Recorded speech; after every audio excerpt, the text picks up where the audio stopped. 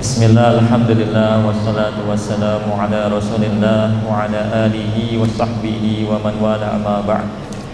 Alhamdulillah, pada hari ini saya berdiri duduk di depan teman-teman, kawan-kawan, adik-adik sekalian, yang semoga pertemuan kita ini diberkahi oleh Allah Azza wa Jalla.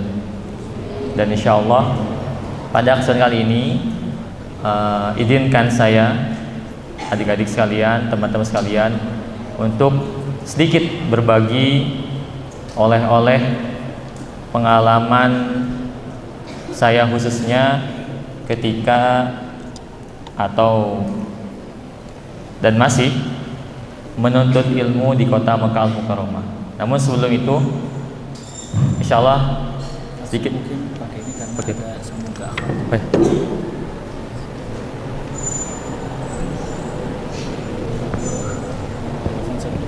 Terbaik.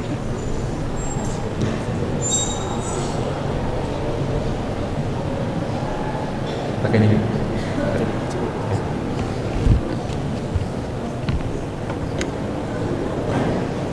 Namun sebelum itu, insyaallah di sini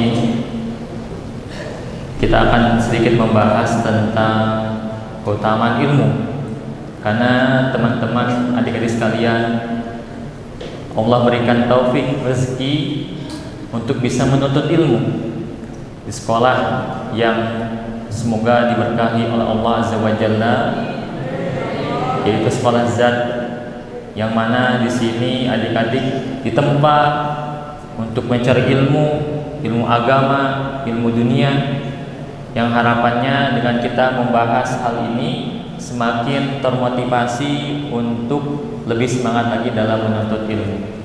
Nah, adik-adik sekalian, teman-teman, mengenai keutamaan mencari ilmu ini sangat banyak. Mungkin asatidzah di sini sudah menyampaikan kepada adik-adik, teman-teman sekalian, mengenai keutamaan ilmu. Di antaranya adalah firman Allah Azza wa Jalla. Allah Subhanahu wa ta'ala berfirman, "Yarfa'illahu alladhina amanu minkum walladhina utul 'ilma darajat." Allah mengangkat derajatnya orang-orang beriman di antara kalian dan orang-orang yang berilmu, orang-orang yang diberi ilmu oleh Allah Azza wa Jalla. Nah, di sini adik sekalian, kalau kita membahas dalil ini, di sini ada sebuah kaidah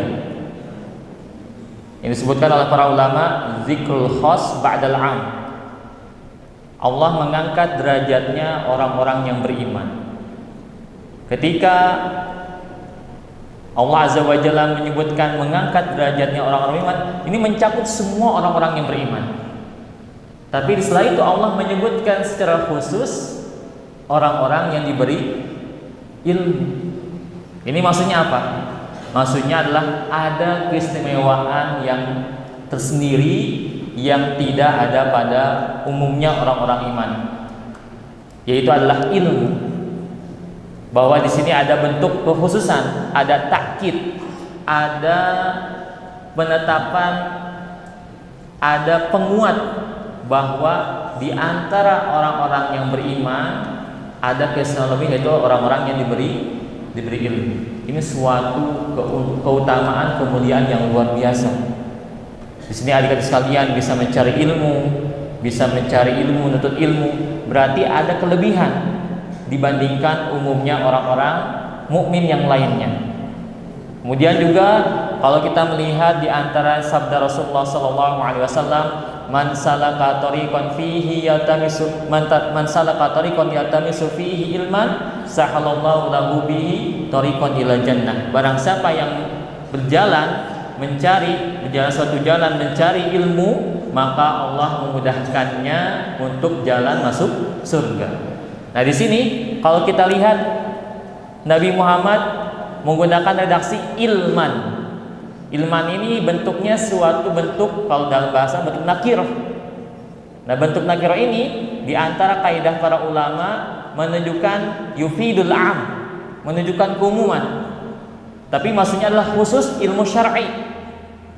Nah, maka artinya barang siapa yang berjalan di suatu jalan mencari ilmu, khusus ilmu agama, maka Allah mudahkan jalan untuk masuk surga. Ini keutamaan lagi. Berarti adik-adik sekalian yang sekarang sedang belajar, berarti sedang menempuh jalan kemudahan untuk masuk surga. Kemudian kalau kita lihat lagi sabda Rasulullah SAW, al ulama'u warasatul anbiya, para ulama adalah para pewarisnya Nabi.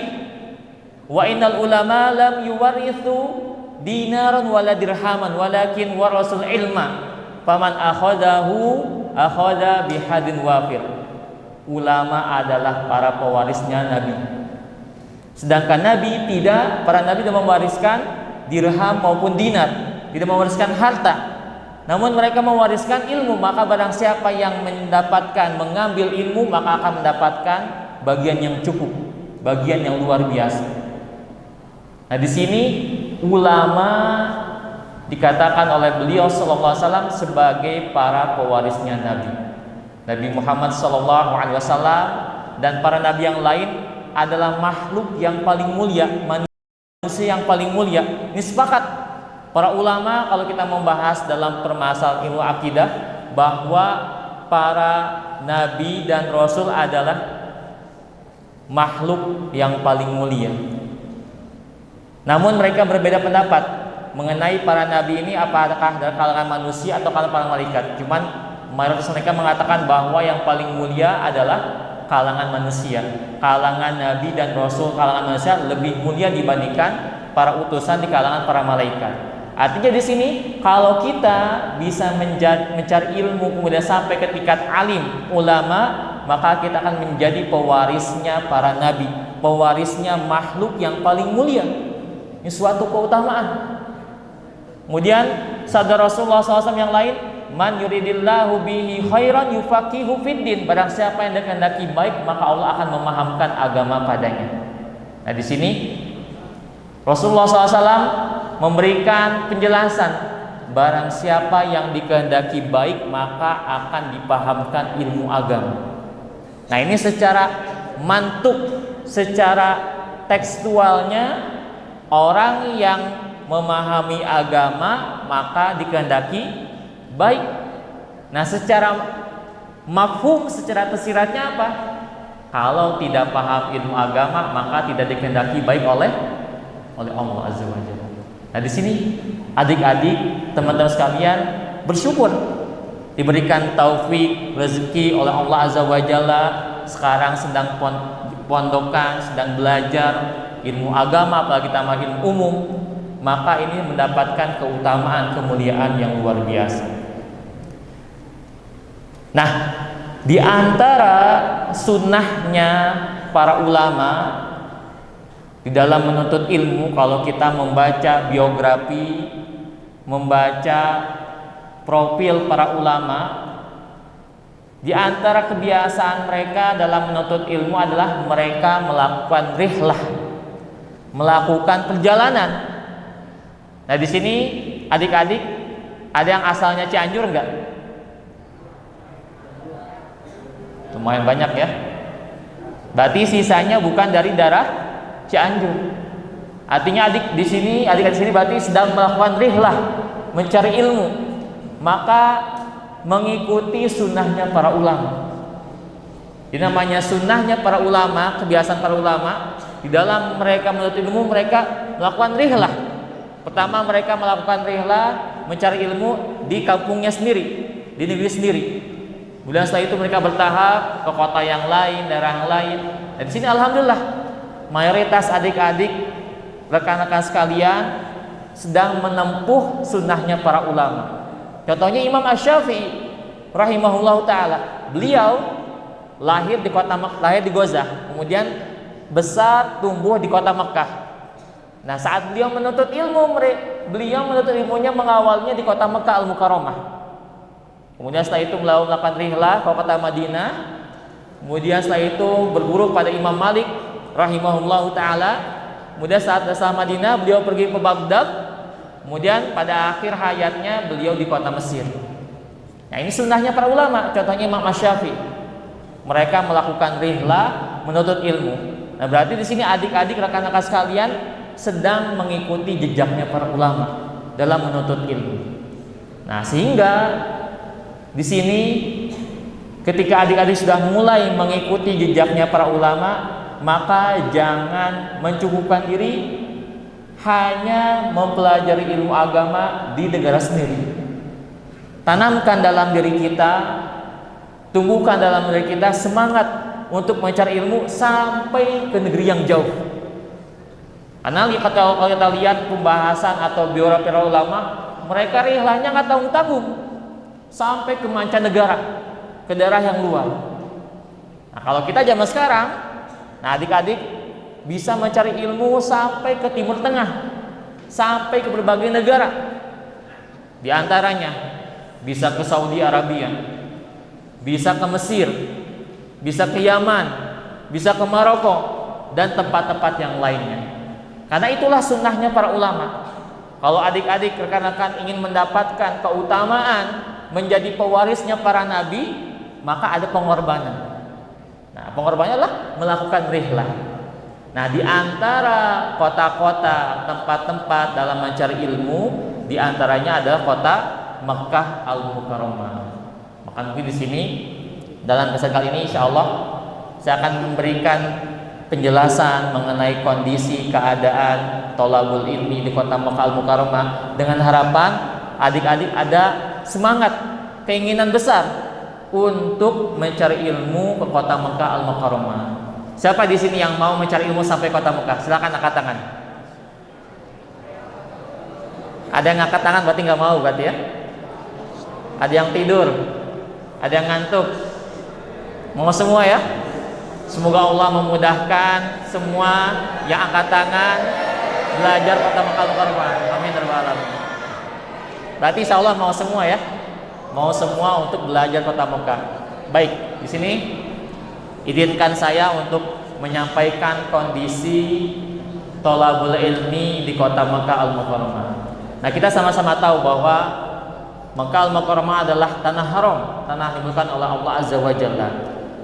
Selain sebagai tempat yang mulia karena Allah memuliakan tanah haram Makkah Al-Mukarramah, ternyata ada kemuliaan lain, yaitu situlah tempat mencari ilmu. Jadi ada istilah yang selalu didengungkan di kota-kota Makkah, syarful makan, syarful ilm. Keutamaan, kemuliaan tempat karena Mekah sebagai tanah haram dan keutamaan ilmu. Bagi penuntut ilmu agama di kota Makkah Al-Mukarramah maka akan mendapatkan dua syaraf, dua kemuliaan. Kemuliaan tempat dan kemuliaan ilmu. Nah, mengenai kota Makkah Al-Mukarramah sejak zaman dulu menjadi tempat rihlahnya para ulama dalam menuntut ilmu sampai sekarang. Kalau kita lihat tadi biografinya Imam Asy-Syafi'i rahimahullah, beliau menuntut ilmu dari mulai Makkah Al-Mukarramah kemudian juga ke Madinah. Begitu pun ulama-ulama yang lain, Imam Ahmad bin Hanbal rahimahullah ke Mekah dan ulama-ulama yang lain, semuanya menjadikan salah satu tujuan rihlah adalah kota Makkah Al-Mukarramah sampai sekarang. Nah, kemudian kalau memang sejak dulu menjadi tempat pertemuan atau tempat mencari ilmu, pertanyaannya bagaimana kondisi kota Makkah Al-Mukarramah sekarang? Apa saja tempat-tempat mencari ilmu yang ada kota Makkah Al-Mukarramah? Dari sini, alhamdulillah saya diberikan rezeki oleh Allah Azza wa Jalla bisa mencari ilmu di kota Makkah Al-Mukarramah. Semata-mata rezeki dari Allah Azza wa Jalla, taufik dari Allah Azza wa Jalla. Dan alhamdulillah sejak saya menginjakkan kaki di kota Makkah Al-Mukarramah sampai sekarang hampir 10 tahun. Alhamdulillah. Jadi di sini insya Allah saya betul-betul mengenal tempat-tempat mencari ilmu di kota Makkah Al-Mukarramah yang ingin saya sampaikan, yang ingin saya sharing kepada adik sekalian. Nah, apa saja tempat-tempat mencari ilmu di sana? Di antaranya ada Universitas Ummul Qura Makkah Al-Mukarramah. Nah, ini tujuan utama. Adik-adik setelah belajar di sini, selesai lulus SMP, melanjutkan SMA, nanti mau daftar S1-nya bisa menjadikan tujuan utama untuk daftar di Universitas Ummul Qura Makkah Al-Mukarramah. Nah, untuk UQU atau Ummul Qura University atau Universitas Ummul Qura Makkah Al-Mukarramah ini gambarannya sebagaimana UIN. Nah, kayak UIN Sunan Gunung Jati. Nah, jadi UIN ini adalah universitas yang memang selain ilmu agama juga ada ilmu umum. Jadi kalau teman-teman adik-adik ingin menuntut ilmu yang memang kecenderungannya ilmu agama, bisa datang ke sana. Begitu pula yang kecenderungannya ilmu umum. Misalkan ingin mendaftarkan ilmu atau jurusan misalkan teknik, ada di sana. Jurusan keguruan ada juga di sana. Jurusan bahasa ada juga di sana. Jurusan desain ada juga di sana. Dan terutamanya adalah ilmu agama. Nanti ada jurusan namanya jurusan syariah, ada jurusan kitab wa sunnah, ada jurusan bahasa Arab, nahwu sorof, ada jurusan akidah. Nah, mumpung adik-adik di sini masih belajar tingkat SMP, SMA, maka jadikanlah target. Nanti kalau misalkan saya sudah mau tingkat jenjang daftar S1, jadikanlah di antara yang tujuan daftarnya adalah Ummul Qura. Nah, Ummul Qura ini adalah universitas negeri milik pemerintah Saudi yang ada di kota Makkah Al-Mukarramah, menaungi berbagai jurusan-jurusan sana.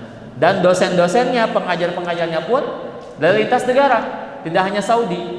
Ada dari Sudan, ada dari Yaman, ada dari Mesir, dan berbagai negara lain.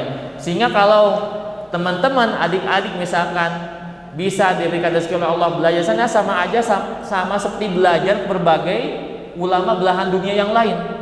Dengan mengunjungi satu tempat, belajar pada satu tempat, sama aja belajar ke berbagai ulama yang ada di belahan dunia yang lain. Ada dari Yaman, Mesir, ada dari India, Pakistan, dan sebagainya. Suatu keuntungan. Begitu pula yang umum. Yang umum misalkan jurusan teknik, ada nanti dosennya dari misalkan dari Pakistan, dari misalkan negara-negara yang lain, dan juga Indonesia juga ada, dosen dari Indonesia ada juga, dan dosen-dosen yang lainnya. Sehingga nanti bisa jadikan tujuan bagi adik-adik yang mau melanjutkan perguruan tinggi di Timur Tengah, di Saudi, bisa menjadi pilihan lah untuk Ummul Qura Makkah Al-Mukarramah. Itu yang pertama. Yang kedua, ada juga namanya adalah Kuliah Haram. Kuliah Haram Al-Makki. Kuliah Haram Al-Makki ini adalah tempat pendidikan yang dinaungi oleh Masjidil Haram, di bawah sekarang pemimpinan oleh Syekh Abdurrahman As-Sudais. Nah, beliau ada yang tahu? Kenal semua insya Allah ya. Syekh Sudais, Imam Masjidil Haram yang suaranya khas, melengking tinggi, indah merdu. Nah, beliau sebagai ketua DKM-nya Masjidil Haram dan Masjid Nabawi. Nah, DKM Masjidil Haram Masjid Nabawi ini punya lembaga pendidikan yang namanya Kuliah Haram. Nah, Kuliah Haram ini adalah untuk tingkat S1. Ada nanti jurusan syariah, jurusan Al-Quran dan Ulumul Quran, jurusan hadis dan ulumul hadis, ada jurusan akidah, ada jurusan bahasa Arab. Nah, bisa nanti adik-adik yang mau mendalami ilmu agama bisa jadi pilihan kedua untuk daftar ke Kuliah Haram Makkah Al-Mukarramah. Dan semuanya itu gratis. Begitu pula yang Ummul Qura. Semua pendidikan di Saudi umumnya gratis beasiswa. Walaupun sejak 2 tahun kemarin mulai diberlakukan ada yang bayar. Tapi umumnya bagi mahasiswa asing ini belajar di sana gratis beasiswa. Bahkan dikasih uang saku. Jadi kita belajar di sana, adik-adik sekalian, bukan hanya gratis, tapi juga bisa menghasilkan, bisa ada uang saku. Nanti kalau dapat uang saku, adik-adik bisa dipakai sendiri, bisa ngirim ke orang tua. Nah, ini keuntungan yang luar biasa. Namun kembali kita ke Ummul Qura. Nah, Ummul Qura ini selain ada tingkat S1, ada juga nanti tingkat S2, S3. Jadi teman-teman adik-adik kalau misalkan mau lanjutkan belajar Ummul Qura bisa sampai ke jenjang S3. Nah, ini mumpung sekarang adik-adik tingkat SMP, SMA, maka persiapkan dari sekarang. Nanti akan saya bahas nanti apa saja persiapan yang bisa dilakukan oleh adik-adik sejak sekarang. Nah, kemudian selain Kuliah Haram Al-Makki, ada juga di bawahnya adalah Ma'had Haram. Nah, jadi DKM Masjidil Haram Masjid Nabawi ini punya lembaga pendidikan namanya Kuliah Haram dan Ma'had Haram. Bedanya apa? Kalau Kuliah Haram untuk tingkat S1, kalau Ma'had Haram untuk tingkat SMP dan SMA. Cuman bedanya adalah untuk Kuliah Haram dan Ma'had adalah khusus untuk agama saja.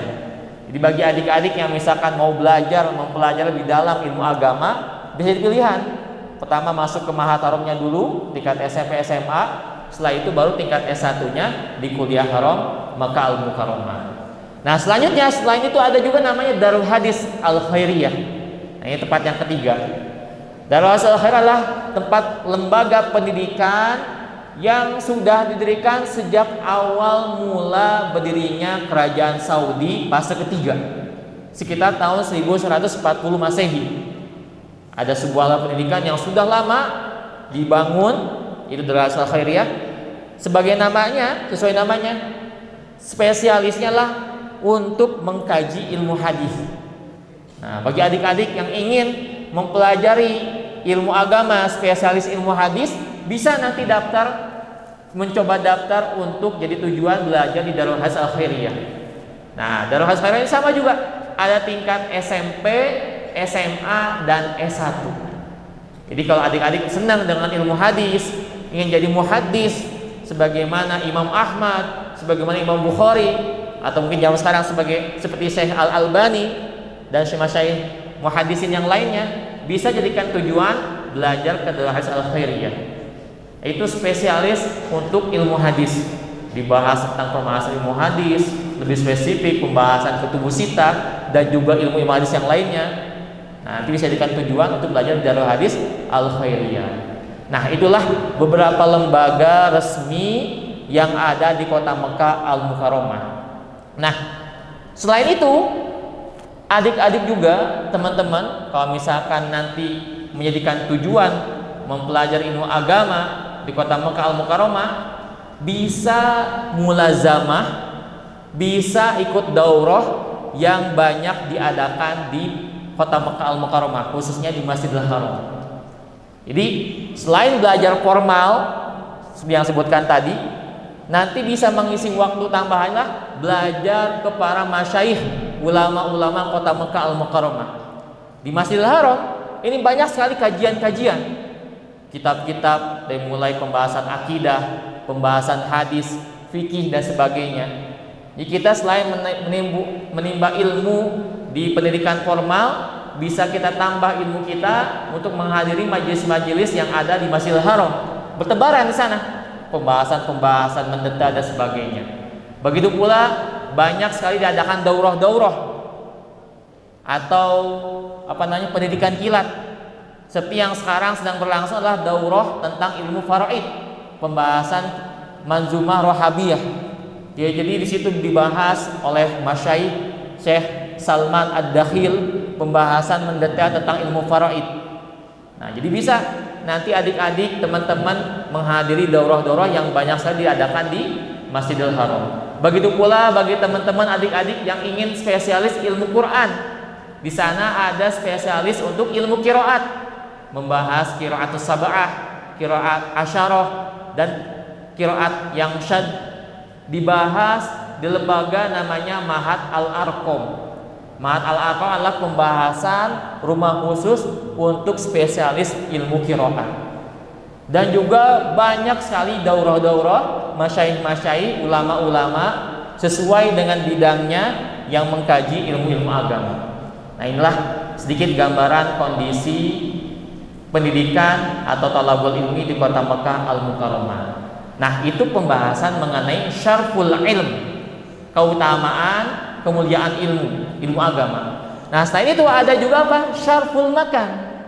Nah, keuntungan tambahannya bagi adik-adik yang menjadikan tujuan belajar untuk kota Mekah bahwa kota Mekah sebagai tanah haram, adik-adik bisa sholat 5 waktu, memperbanyak sholat 5 waktu berjamaah di Masjidil Haram. Yang mana sekali sholat di Masjidil Haram keutamaannya adalah 100.000 sholat.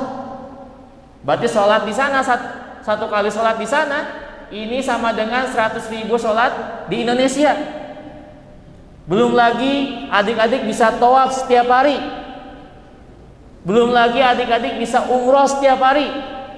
Belum lagi adik-adik bisa haji setiap tahun. Siapa yang mau? Semuanya mau insya Allah ya? Yang mau angkat tangan. Yang mau angkat tangan. Saya doain yang angkat tangan, Allah berikan rezeki belajar di kota Makkah Al-Mukarramah, bisa umrah, bisa haji, bisa tawaf setiap hari. Amin ya rabbal alamin. Insya Allah ya. Insya Allah Allah mudahkan, Allah berikan rezeki semuanya yang berniat tulus untuk menimba ilmu li'ila kalimatillah yang mulia, Allah mudahkan untuk menuntut ilmu di kota Makkah Al-Mukarramah. Jadi salah satu cara adik-adik bisa menjadi haji, bisa hajian. Kalau kita lihat kan pendaftaran haji ini nunggunya bertahun-tahun, puluhan tahun. Nah, salah satu caranya adalah agar bisa haji adalah dengan menuntut ilmu di kota Mekah Al-Mukarramah. Nah, itulah sedikit gambaran mengenai keutamaan Mekah sebagai tempat thalabul ilmi dan keutamaan Mekah sebagai syarful makan untuk ibadah dan sebagainya. Nah, kemudian timbul pertanyaan, bagaimana sih caranya agar kita bisa menuntut ilmu di kota Mekah Al-Mukarramah? Ada yang mau tahu caranya? Mau tahu semua enggak? Tahu aja atau tahu banget? Baik. Caranya adalah bisa melalui jalur beasiswa yang resmi, artinya adalah pendaftaran yang memang langsung ke pemerintah Saudi, Kementerian Pendidikan Saudi, atau jalur yang tidak resmi, dalam artian lah bukan jalur formal. Jalur yang resmi atau yang formal adalah adik-adik mendaftar ke Universitas Ummul Qura Makkah Al-Mukarramah ketika pembukaan pendaftaran kampus-kampus di Saudi. Kalau zaman dulu, zaman saya, pendaftaran di kampus-kampus Saudi ini berbeda-beda setiap kampus pendaftarannya, waktu pendaftarannya. Jadi setiap kampus memiliki waktu tersendiri. Namun ketika sekarang atau 2 tahun belakang mulai terapkan pendaftaran kampus-kampus tadi adalah melalui satu portal, yaitu adalah melalui satu jalur melalui Kementerian Pendidikan Saudi dalam website Studi in Saudi atau bahasanya lah Minhati. Jadi kalau nanti adik-adik misalkan sudah lulus SMP, lulus SMA, mau misalkan menuntut ilmu lebih lanjut ke luar negeri, ke Makkah Al-Mukarramah, nanti menunggu waktu pendaftaran. Biasanya ini adalah pendaftarannya adalah setelah Ramadan, antara bulan Ramadan dan bulan Zulhijjah. Biasanya, walaupun tidak selalu seperti itu. Nanti biasanya buka pendaftaran. Ketika sudah buka pendaftaran, nanti adik-adik teman-teman daftar melalui website Minhati atau Studi Saudi. Di situ lengkapi berkas pendaftarannya dari mulai ijazah terakhir, SMA atau MA atau sederajat. Kemudian juga nanti tentunya ada paspor. Kemudian juga disiapkan lagi nanti skripsi nilai nilai kasbud darajah, yaitu nilai-nilai hasil belajar yang ada di ijazah juga disampaikan. Kemudian juga nanti ada surat kesehatan dan lain sebagainya. Intinya adalah mengirimkan, mengupload berkas-berkas yang diminta. Itulah salah satu-satunya jalur agar untuk bisa belajar formal. Nanti setelah itu, kalau Allah berikan rezeki keterima, nanti ada pengumuman keterima, nanti ada pengurusan untuk visanya, visa pelajar. Nah, kalau Allah berikan rezeki keterima dengan pendaftaran ini, nanti visanya adalah visa pelajar, visanya adalah visa tolib, ta'syirahnya adalah ta'syirah tolib sebagai pelajar. Nah, nanti keuntungannya adalah bagi visa tolib ini, teman-teman adik-adik belajar gratis, dapat mukafaah dan tidak ada biaya pajak apapun, tidak ada rusum atau biaya pembaharuan KTP Saudi. Karena bagi orang yang datang ke Saudi nanti harus punya KTP Saudi atau disebut dengan iqomah residen. Nah, bagi pelajar yang visanya pelajar ini tidak dipungut biaya sama sekali, tidak ada biaya pembaruan setiap tahun, semuanya free, gratis, beasiswa. Inilah keuntungan bagi visa pelajar. Namun kekurangannya adalah visa pelajar ini kalau sudah selesai belajar harus segera cepat-cepat pulang. Karena nggak boleh nanti stay mukim di sana. Jadi setelah nanti selesai belajar, baik tingkat S1, S2, atau S3, setelah selesai maka harus segera meninggalkan Saudi Arabia. Karena memang peruntukannya hanya untuk belajar saja, bukan untuk stay atau mukim di sana. Ini adalah jalur resmi kalau adik-adik mau belajar di kota Mekah di Ummul Qura. Nah, yang kedua adalah jalur yang tidak formal. Apa itu? Jalur formal adalah kita berangkat ke Saudi tapi tidak menggunakan visa pelajar. Terus menggunakan apa? Yaitu menggunakan visa bebas. Jadi teman-teman adik-adik misalkan sudah berusaha daftar di Ummul Qura tapi qadarullah misalkan belum keterima di Ummul Qura, nanti bisa jadikan pilihan bagi teman-teman adik-adik yang Allah berikan rezeki, punya harta lebih, nanti bisa membeli visa bebas. Visa bebas adalah visa kerja aslinya, cuman dibebaskan oleh penanggung jawab untuk tidak bekerja. Artinya bebas, terserah kamu ngapain, menggunakan stay atau mukim di Saudi, di Mekah. Nah, sebagai gantinya kesempatan tersebut digunakan untuk menuntut ilmu di kota Mekah Al-Mukarramah. Nah, dengan visa bebas tersebut nanti adik-adik bisa daftar di Ummul Qura, tentunya bukan yang beasiswa tapi yang beasiswa dalam negeri. Bisa juga nanti daftar di Darul Hadis Al Khairiyah, bisa juga daftar di Kuliah Haram, atau bisa juga untuk mulazamah kepada masyaikh ulama-ulama sana. Dan keuntungannya lagi tentu bisa nanti umroh, bisa haji dan sebagainya. Nah, itulah cara agar bisa belajar di kota Mekah Al-Mukarramah pada saat ini. Bisa yang formal, bisa yang non formal.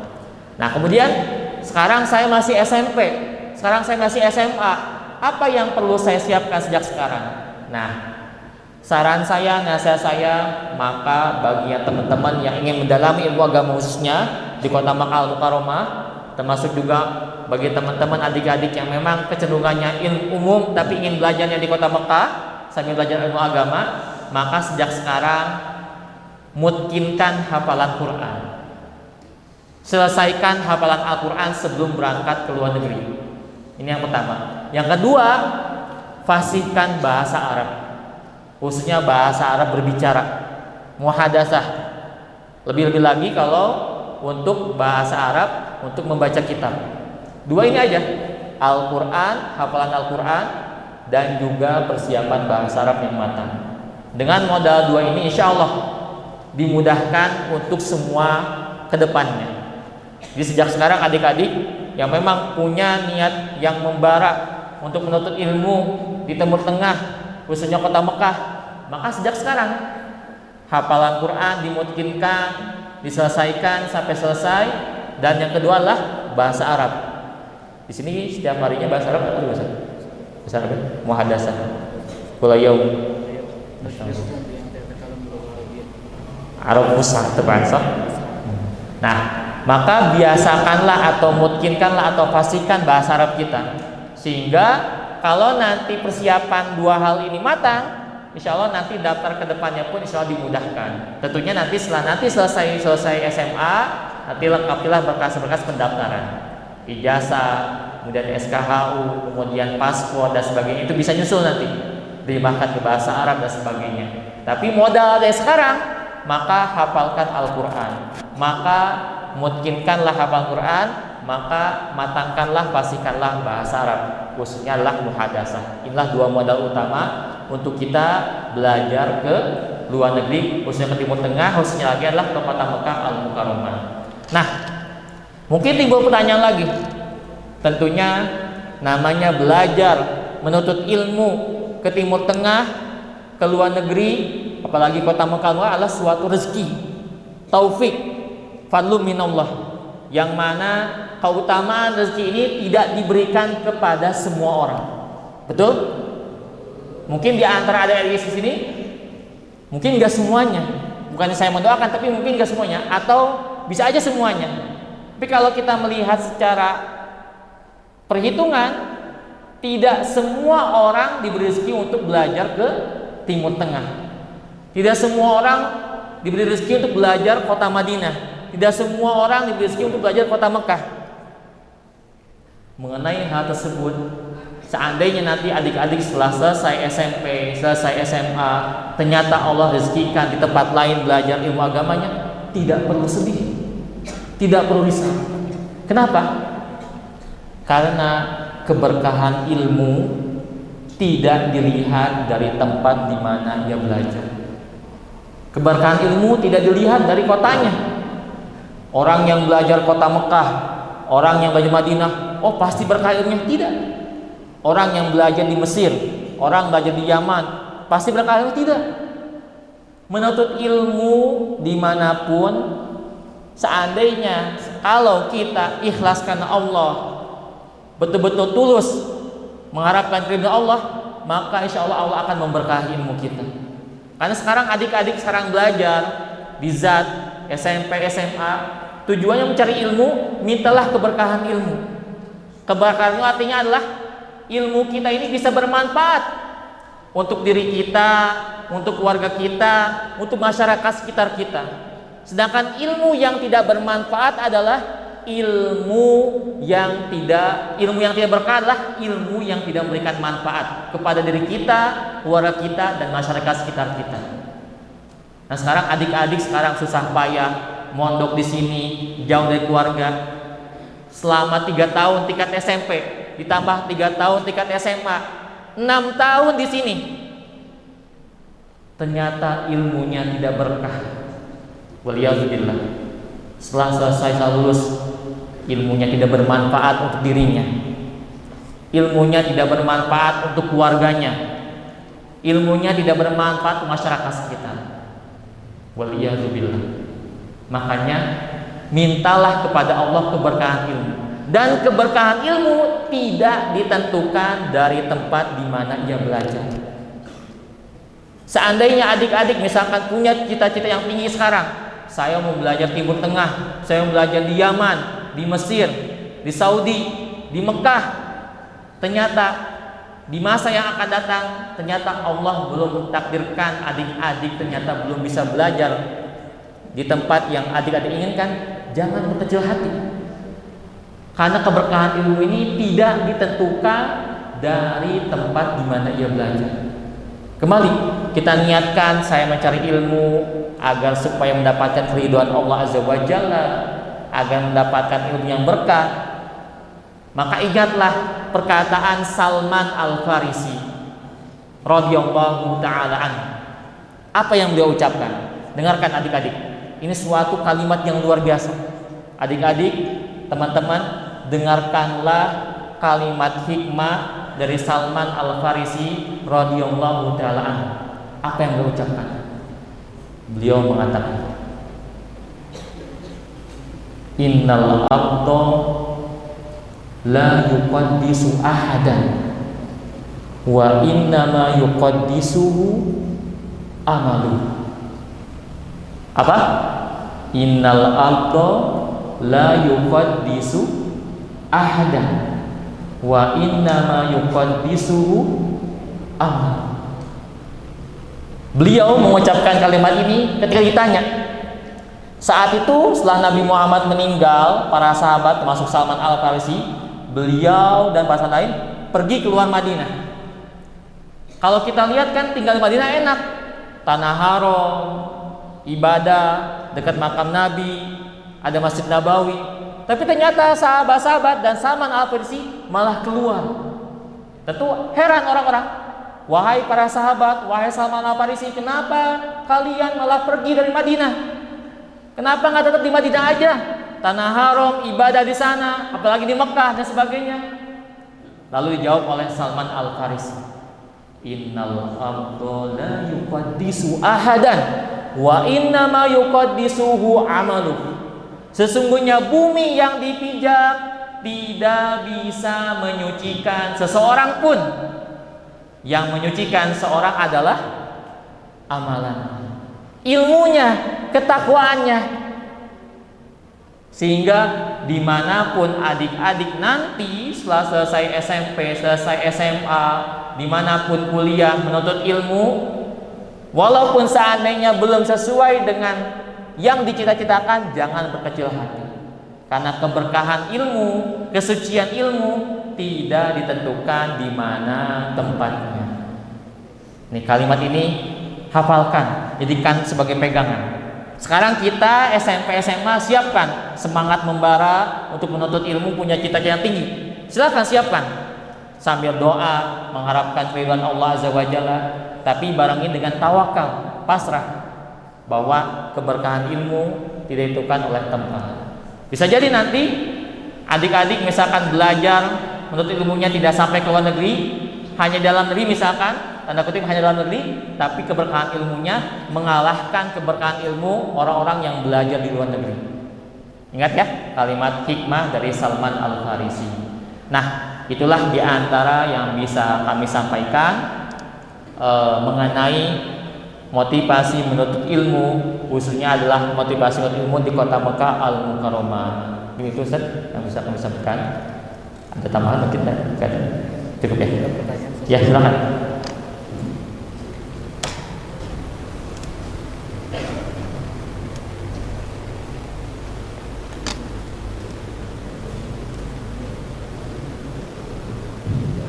Bismillah, jazakumullahu khairan kepada Ustaz Abu Syahya Abdullah Syiduri atas ilmu, pesan dan juga arahan pengalaman beliau ketika belajar di Mekah Al-Mukarramah. Mudah-mudahan kita semua di sini diberikan kesempatan oleh Allah Subhanahu wa taala untuk mengikuti jejak beliau belajar di kota suci Mekah Al-Mukarramah. Insyaallah mungkin sekarang kita buka sesi tanya jawab. Bagi yang ingin bertanya dipersilakan. Ada yang bertanya dari teman-teman? Kesempatan yang kapan lagi ada Ustaz dengan Mbak Masyaallah, tafadhol.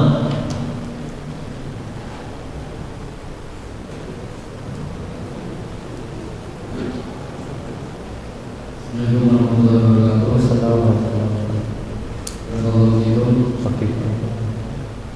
Nama anak Muhammad Fadil dari Bandar Lampung. Belajar mana kalau di Universitas Purwokerto ada nggak fakultas hukum, cuma hukum umum, bukan hukum. Untuk di Universitas Al-Mukarramah Al-Mukarramah ada jurusan namanya jurusan Anjimah. Ada dua. Pertama fakultasnya adalah Fakultas Qadha, Kuliatul Qadha. Kuliatul Qadha ini menaungi beberapa prodi atau jurusan. Ada Qismu Qadha, ada Qismu Anzimah. Qismu Anzimah. Nah, kalau Qismu Qadha ini lebih ke peradilan. Bagaimana menjadi hakim dan sebagainya. Nah, yang kedua adalah Qismu Anzimah. Itu adalah jurusan perundang-undangan. Nah, kalau misalkan Muhammad Fadil mau, betul ya nama Fadilnya, Muhammad Fadil mau belajar atau menuntut ilmu jurusan hukum yang umum, bisa nanti ngambil Qismul Anzimah, perundang-undangan. Itu nanti dibahas, tentunya dibahas nanti hukum Islam dan juga perbandingan hukum yang lainnya. Nah, itu bisa. Semoga Allah mudahkan. Kalau memang cintanya ke sana, Allah mudahkan keterima di sana. Amin. Makanya nanya semuanya biar didoain nanti. Silakan, ada yang nanya lagi?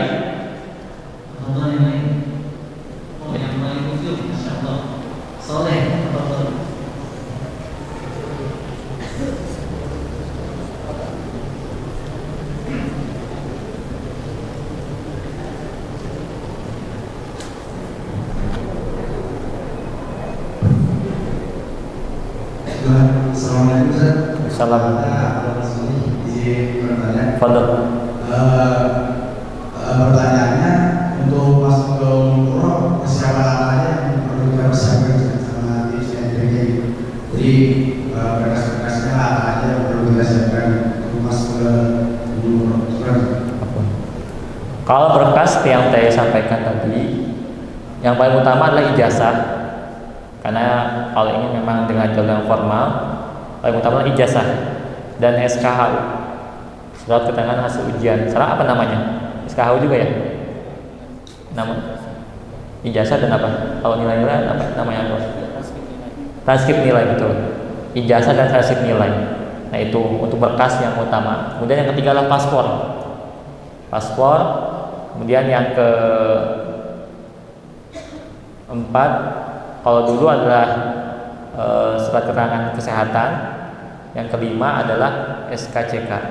Cuma untuk SKCK dan kesehatan ini, setahu saya udah nggak terlalu diberlakukan. Justru yang utama tiga ini: ijazah, transkrip nilai, dan paspor. Ini tiga yang paling utama.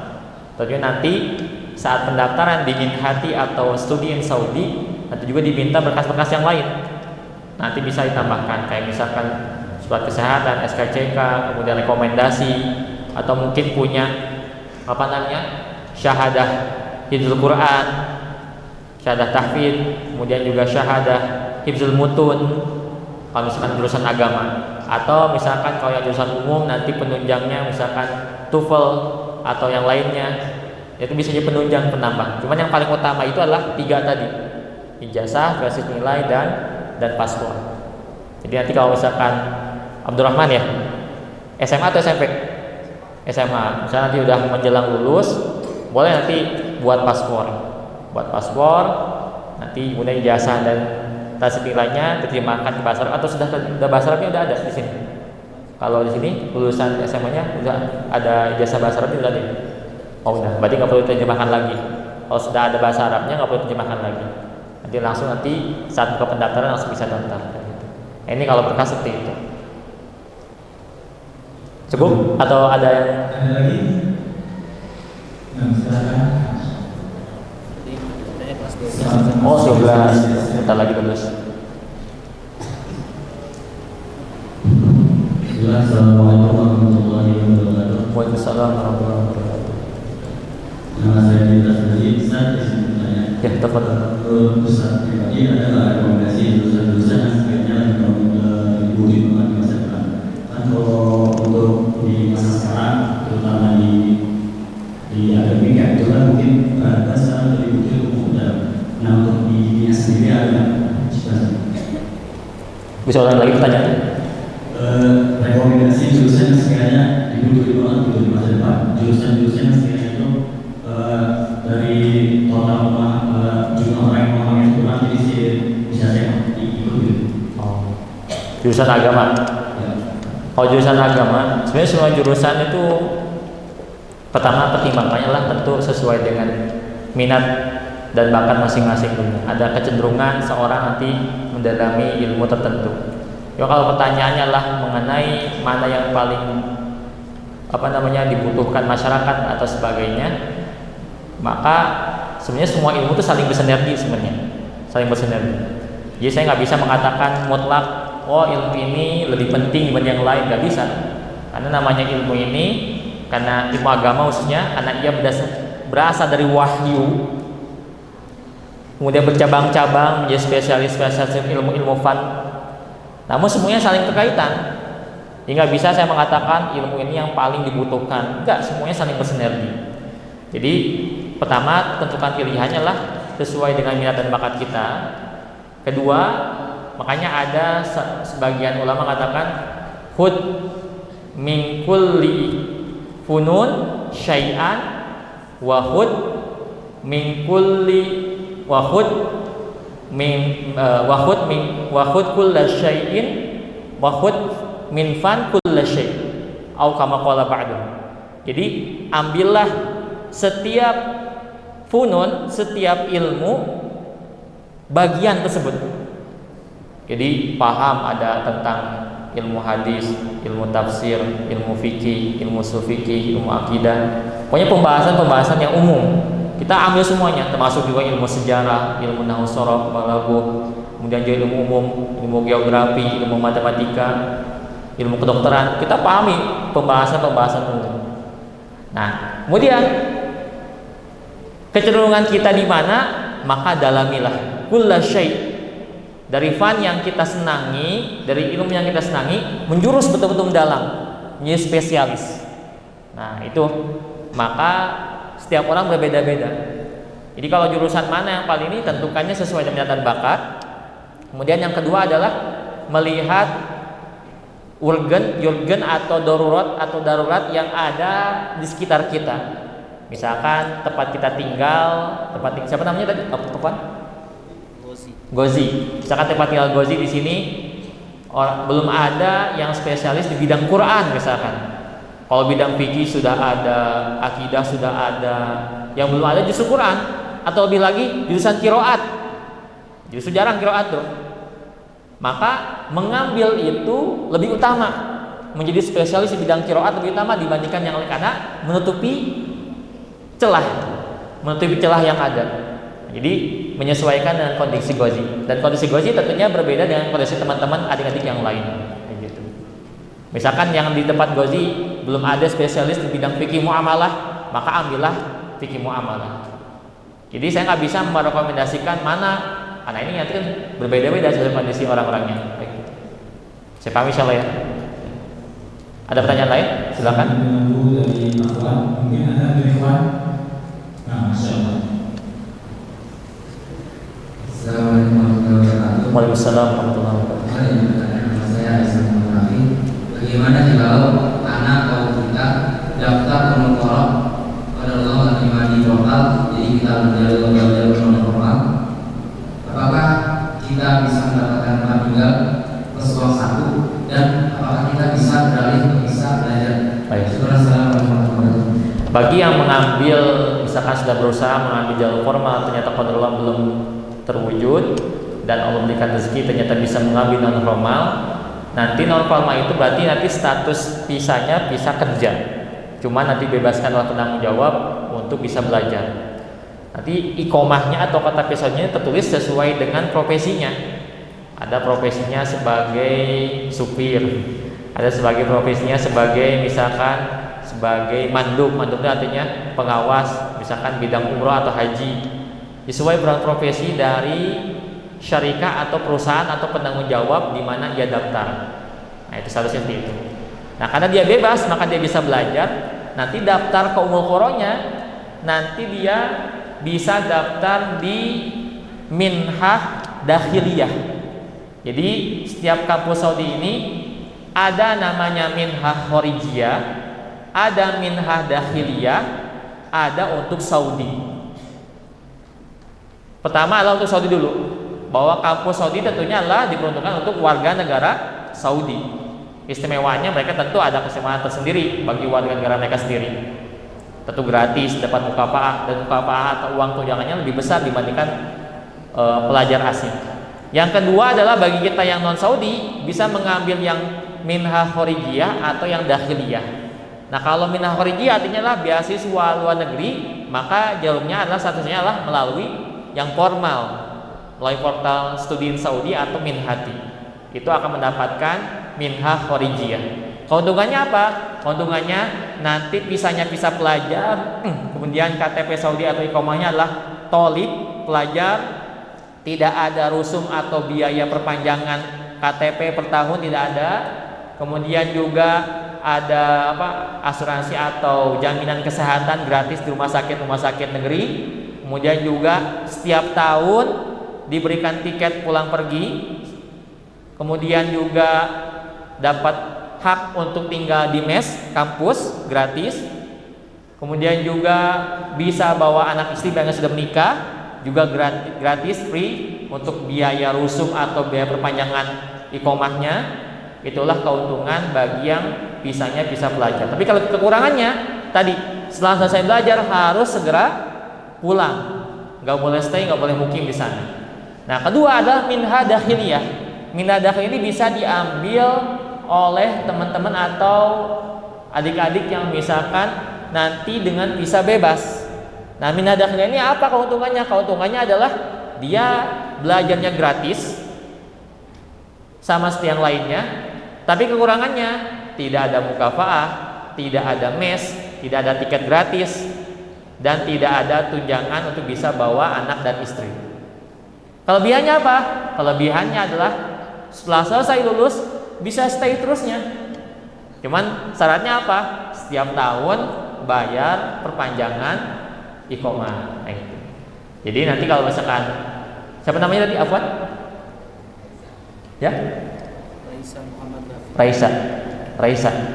Nah, Raisa kalau misalkan nanti coba dulu yang formal, qadarullah ternyata belum bisa nanti yang non formal, seperti itu kondisinya. Nanti yang minhah dakhiliyah ini atau visa bebas ini bisa daftar ke Ummul Qura, bisa ke Darul Hadis, ke Kuliah Haram, bisa. Dan juga nanti bagi yang punya visa bebas juga bisa daftar haji dalam negeri.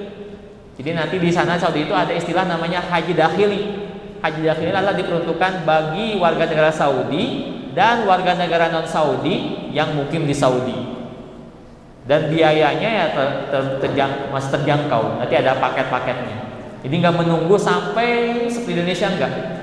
Cuma nanti kalau hajinya haji resmi, yang daftar resmi, dia ada jatahnya 5 tahun sekali. Makanya salah satu niatnya tadi bisa sambil menuntut ilmu dan sambil lihat haji. Nah, Ustaz, ada pertanyaan dari kawan. Ya, tepat dong. Apakah kuliah di Ummul Qura harus ada mahram bagi yang perempuan?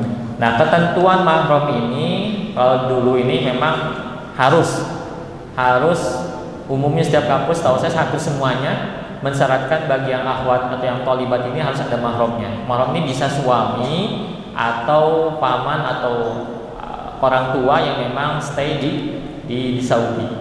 Cuman 2 tahun belakangan syarat mahram ini dikembalikan ke kebijakan setiap kampus, bukan syarat yang mutlak. Artinya ada kampus-kampus Saudi yang memang tidak mensyaratkan mahram, lumayan banyak. Tapi juga banyak juga kampus-kampus yang mensyaratkan mahram. Jadi beda-beda. Nanti kalau saat kita daftar di Minhati atau Sunnah Saudi, biasanya nanti ada penjelasan diminta mahram atau tidaknya. Atau kalau misalkan nggak ada penjelasannya, bisa tanya nanti ke PPMI, Persatuan Pelajar Mahasiswa Indonesia, di setiap kota di mana tempat kampus yang kita daftar. Tanya nanti apakah disyaratkan mahram atau tidak. Karena setiap kampus beda-beda. Sedangkan untuk Ummul Qura sendiri disyaratkan mahram. Untuk sampai saat ini disyaratkan mahram. Allah alam kedepannya bagaimana? Sebagai Ustaz, bagaimana cara pendaftaran Ummul Qura untuk tingkat S2? Mengenai S2 Ummul Qura ini berbeda dengan kampus-kampus yang lain. Ummul Qura ini jadi gini, kampus-kampus di Saudi ini ada 2 tipe. Tipe pertama adalah tipe yang memang dibangunnya sejak awal diperuntukkan bagi non Saudi, bagi warga negara asing untuk dakwah. Contohnya seperti apa? Seperti UIM, Jamiah Islamiyah Madinah. UIM ini termasuk tipe seperti ini. Sehingga kuotanya ini adalah banyak, kuotanya banyak, melimpah bagi warga negara non Saudi, sehingga persentasenya lebih banyak yang non Saudi dibandingkan yang Saudinya. Nah, tipe kedua adalah yang memang sejak peruntukan pembangunannya lah khususnya diperuntukkan untuk yang Saudi. Namun kebijakan dari Kementerian Pendidikan Saudi, setiap kampus negeri ini harus juga menyediakan beasiswa bagi non Saudi. Nah, karena memang peruntukan awal itu Saudi, sehingga presentasinya lebih banyak yang Saudinya dibandingkan yang non Saudinya. Nah, di antaranya yang seperti inilah Ummul Qura. Karena seperti itu, untuk daftar S2 Ummul Qura mereka mensyaratkan ketat, harus kalau yang minhah khorijiyah harus yang lulusan S1 Ummul Qura. Nggak bisa misalkan lulusan dari kampus lain, termasuk UIM misalkan. Sesama Saudi pun kalau daftarnya minhah khorijiyah susah untuk tembus ke S2 atau S3 Ummul Qura. Walaupun ada sebagian ikhwan yang Allah berikan rezeki untuk bisa tembus, tapi itu sangat kecil, sangat jarang. Karena aturan umumnya adalah Ummul Qura menerapkan lebih mengutamakan yang lulusan S1 Ummul Qura sendiri. Ini yang Ummul Qura. Sedangkan kalau minhah dakhiliyah yang menggunakan visa bebas, justru itu peluangnya lebih besar. Nah, ini salah satu utamanya. Bagi yang pakai visa bebas, misalkan sudah dapat jasa S1, saya beli visa bebas, stay di Mekah, ingin daftar Ummul Qura S2, bisa. Daftarnya lah minhah dakhiliyah, bisa. Jadi peluangnya lah minhah dakhiliyah.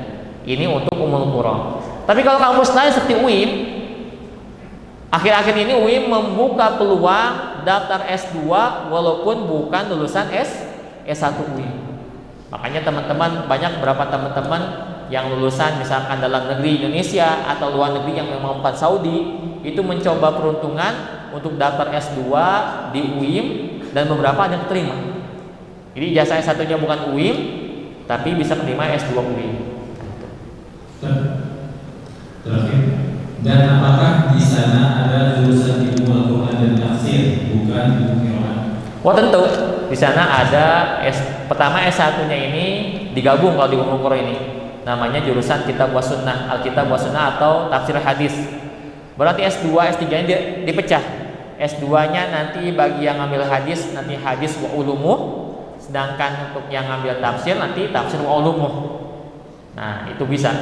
Nanti ngambil misalkan jurusannya ingin tafsir wa ulumuh, atau teman-teman misalkan ada nanti yang misalkan melanjutkan S1-nya di Zat misalkan jurusan tafsir, misalkan ingin lanjutkan S2, S3 di Ummul Qura bisa nanti mengambil minhah dakhiliyah, daftarnya nanti jurusan tafsir wa ulumuh. Ada. Itu.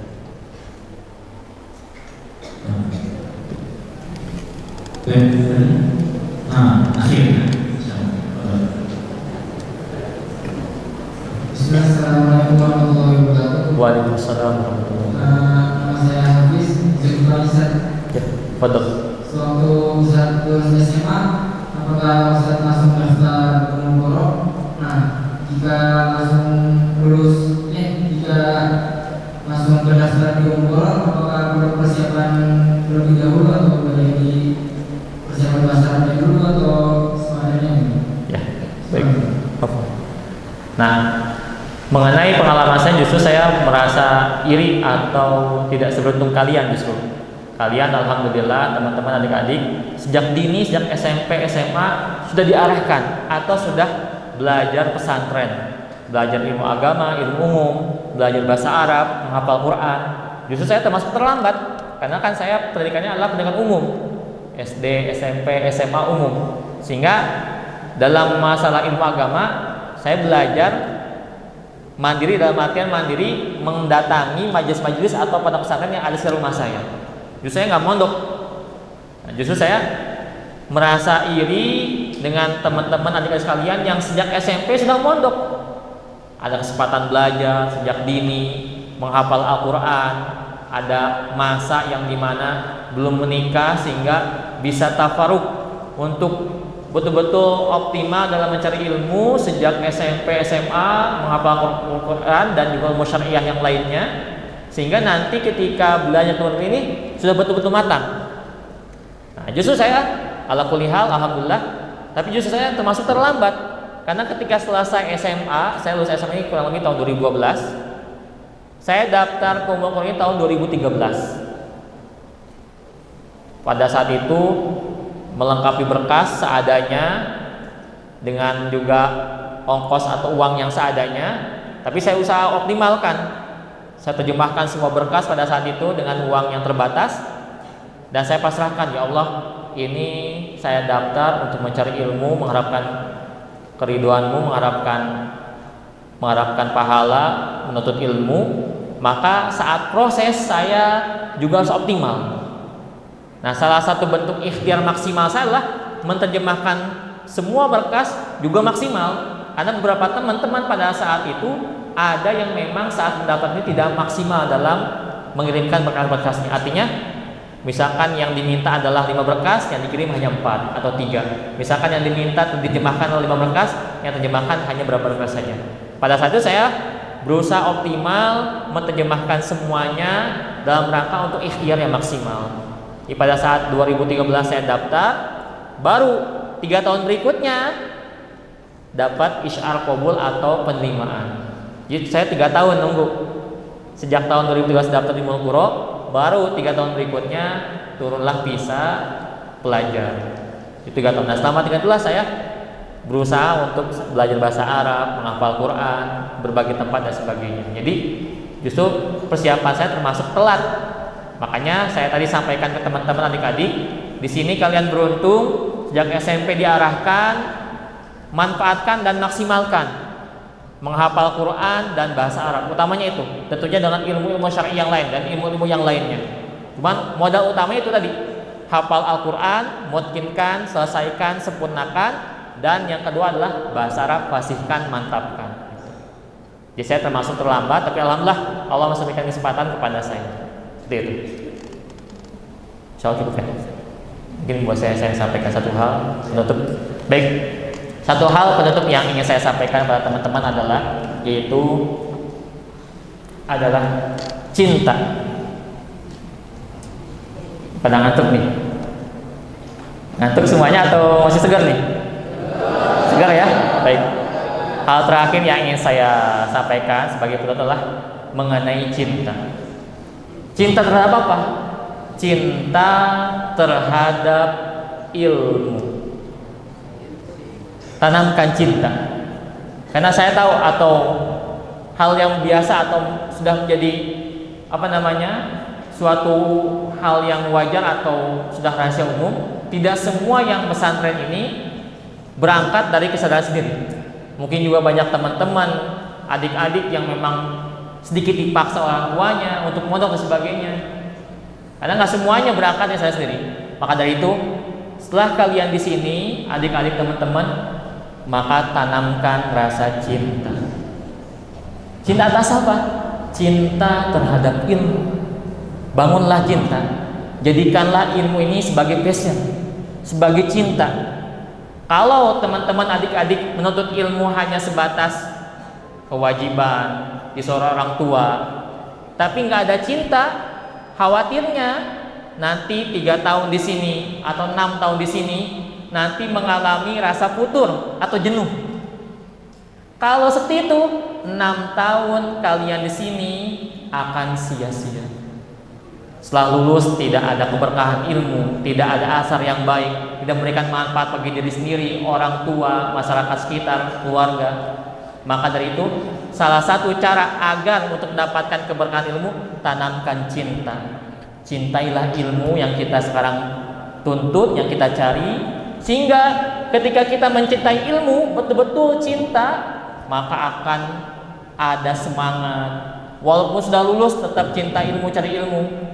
Gambarannya seperti orang yang sholat. Beda antara orang yang sholat karena menggugurkan kewajiban saja dengan orang yang sholat karena cinta kepada Allah, cinta terhadap sholat. Maka akan beda kekhusyuannya dan sebagainya. Maka dari itu, mumpung kalian, mumpung teman-teman adik-adik semua di sini, tanamkanlah cinta terhadap ilmu. Jadikanlah passion. Apapun profesi kalian setelah nanti lulus, ingatlah bahwa kalian cinta ilmu. Selalu belajar, memberikan manfaat sampai nanti akhir hayat. Itu satu saran atau wasiat yang bisa saya sampaikan pada kali ini, itulah cinta ilmu. Demikian yang dapat kami sampaikan, semoga bermanfaat. Semoga Allah memberkahi ilmu kita semua. Semoga Allah mentakdirkan, memberikan rezeki pada adik-adik untuk belajar ke Timur Tengah, khususnya Kota Mekah Al-Mukarramah. Amin ya rabbal alamin. Kita tutup kajian kita atau dorong kita atau pertemuan kita ini dengan kafaratul majelis. Subhanaka Allahumma wa bihamdika asyhadu an la ilaha illa anta astaghfiruka wa atubu ilaik. Allahu a'lam bissawab. Sallallahu ala nabiyil amin walhamdulillahi rabbil alamin. Assalamualaikum warahmatullahi wabarakatuh.